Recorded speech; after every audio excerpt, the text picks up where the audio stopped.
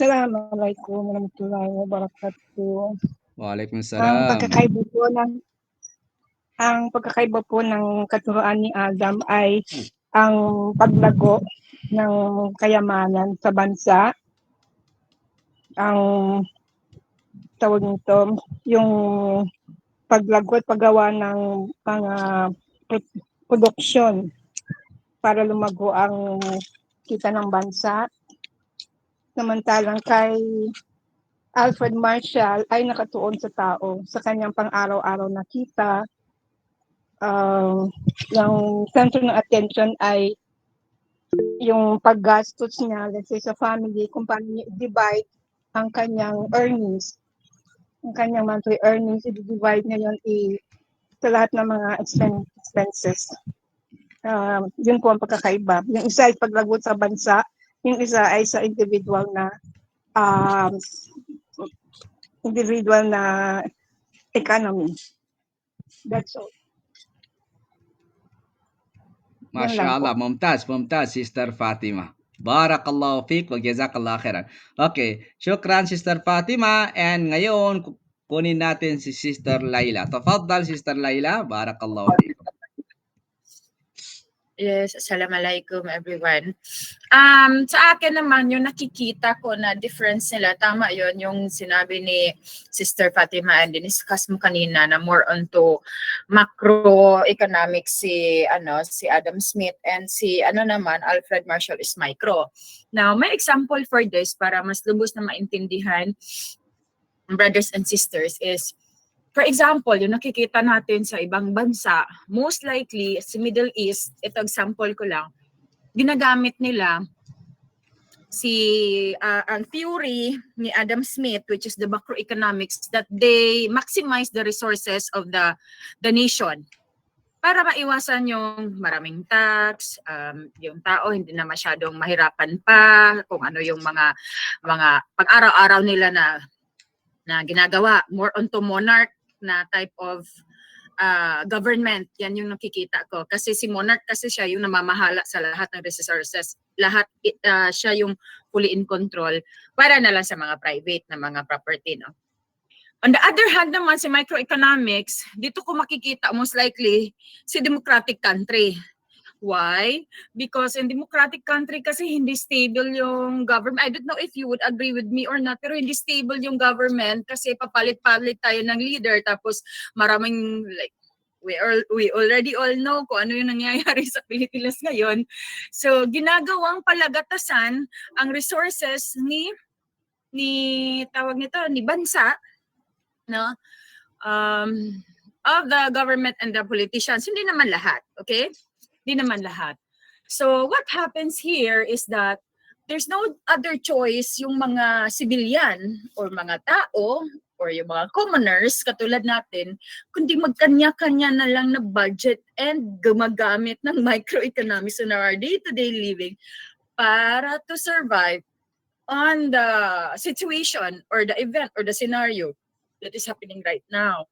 So, yan lang yung dinagdag ko. Kinumpare ko lang si Pilipinas, no, to other nation na gumagamit ng theory ng macroeconomics or yung theory ni Adam Smith, and more likely saan natin makikita dito yung theory ni Alfred Marshall sa economics which is the microeconomics.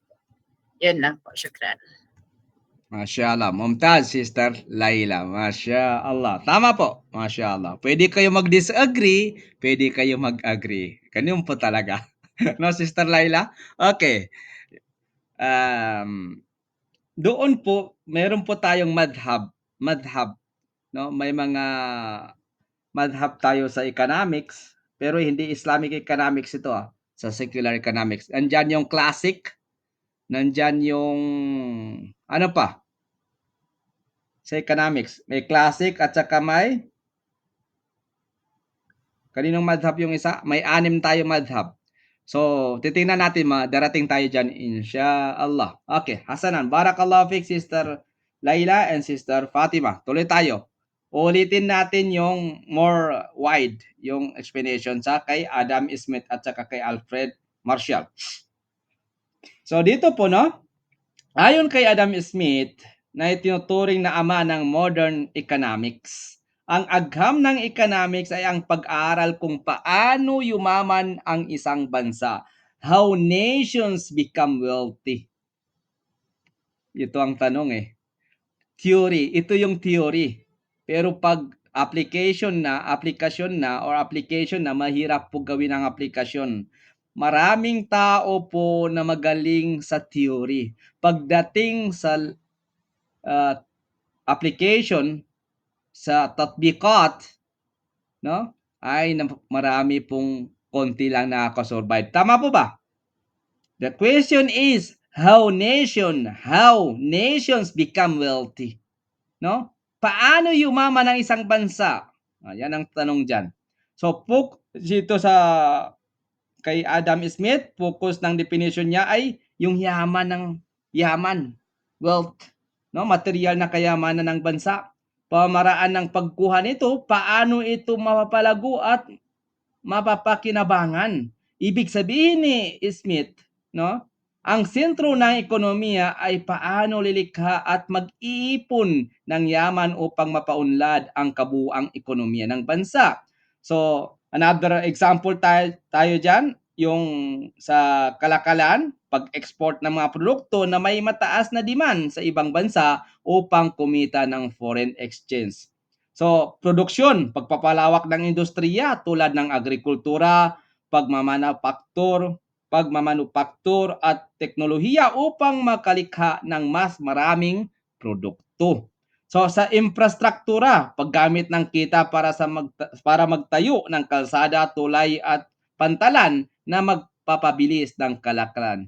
So ang halimbawa niyan po, kung ang Pilipinas po ay magpo-focus sa pagpapalago ng agrikultura at teknolohiya, maaaring tumaas ang produksyon, lumaki ang kita at mas maraming mamamayan ang makinabang. Sa antas ng individual, pag-aaral ng skills na mataas ang kita, halimbawa ng engineer at marami pang iba. So, dito po sa Islamic economics, ano ang tingin ng Islamic economics diyan? Ano ang pananaw ng Islamic economics diyan? Bagaman pareho silang nakatuon sa pagpapayaman ng bansa, ang Islamic economics, bagaman pareho silang nakatuon sa pagpapayaman ng bansa, ang Islam ay hindi lang tumitingin sa dami ng yaman, kundi pati sa pinagmulan at pamaraan ng paggamit nito. Dapat halal ang pinagmulan, walang riba, sugal, haram na produkto at marami pang iba ng mga haram. May katarungan sa distribution, no? Ang halimbawa niyan, yung may mga sadaka sila, may mazakat, at marami pang iba. May mga balanse din, no? Tingnan yung Islamic economics, napakakumpleto po. May balanse sa kita at konsumo, walang labis na pag-iipon na nakasama sa lipunan. Yan po ang comment ng Islamic economics sa definition ni Adam Smith. Khulasatul kalam po, para kay Adam Smith, no, ang economics ay agham ng paglikha at pagpapalago ng yaman ng bansa. Sa Islamic economics, ang pagpapayaman ay may kasamang moral na pamantayan, hindi lamang kung paano yumaman, kundi kung paano maging makatarungan, halal at kapaki-pakinabang, no? Kapaki-pakinabang ang pagyaman.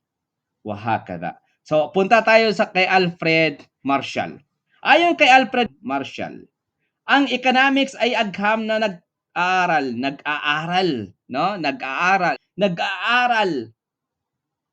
tungkol sa mga tao sa kanilang pangkaraniwang gawain sa buhay, particular kung paano sila kumikita or kumita ng kita, income, at kung paano nila ito ginagastos o ginagamit. So dito ang definition ni Alfred Marshall, nakapokus lang siya pangkaraniwang gawain sa buhay na hindi kasama ang gawaing pambihira o labas sa normal na takbo ng buhay, kagaya ng digmaan, kalamidad at marami pang iba. pagkuha ng kita, paano kumikita ang tao mula sa trabaho, negosyo o iba pang pinagkukunan. Ayon kay Alfred Marshall, paglalaan at paggastos, paano ginagamit ang kita para sa pagkain, tirahan, edukasyon, kalusugan at iba pa. So anong halimbawa niyan yung pagkuha ng kita?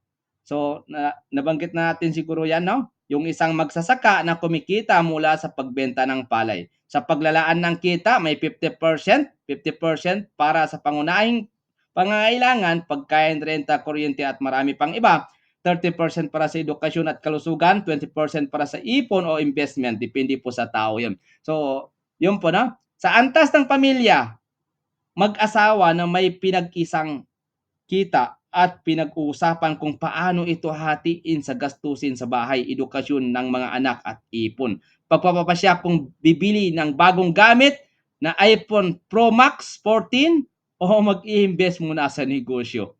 So, yan po ang example natin. Ano ang comment ng Islamic economics diyan? Ano ang tingin o pananaw ng Islamic economics diyan? Al-Iqtisadul Islami. Sa Iqtisadul Islami o Islamic economics, hindi lamang pinag-aralan kung paano kumikita at kumagastos, kundi tinitiyak na halal ang pinagkukunan at makatarungan ang paggastos. Halimbawa niyan, bawal gumastos sa alak, sugal, at anumang ipinagbabawal ng Sharia. May obligasyon ring magbigay ng zakat kung ikaw ay isang mayaman at tulong sa kapwa mula sa kita. For example, no? Dito po, halimbawa niya, isang Muslim na negosyante ay kumikita mula sa halal na negosyo. Naglalaan ng bahagi ng kita para sa kanyang, kung nakaabot yung pera niya sa nisab, sa zakat, makazakat siya, no? At gumagastos ng may moderation. Yung negosyante na yon ay may iktisad. Pag sinabi natin iktisad fil luga, ay ang ibig sabihin niyan ay moderation. Tama po ba? Opo. Okay, dito po, para kay Alfred Marshall, ang economics ay agham ng pang-araw-araw na buhay. Paano kumita at paano gumastos ng tama. Sa Islamic economics, ang parehong prinsipyo ay sumusunod or sinusunod, ngunit may dagdag na tuntunin ng halal income, moral spending, at pagbabahagi ng yaman. Wa barakallahu fikum, khulasatul kalam. Tafaddalu. Hasanan. Proceed tayo? Wala na? Okay. The question is, ako mag-question ngayon. Ready na kayo? Hindi pa. Okay, proceed tayo sa another topic natin. Alis na tayo dyan sa tarif para makaproceed tayo dito. Barakallahu fikum. Nasya'atu wa tatawwaru li ilmi al-iktisad. The question is, ang question dito, no? Ay, kailan po ba nagsimula ang iktisad? Noong unang panahon, may iktisad ba? Before pa gawin nila itong ilmul iktisad? Tafaddalu. Yung ilm iktisad, bago nila nagzahar ito, zuhur ng ilmul iktisad, meron bang iktisad dati noong unang panahon? Tafaddalu.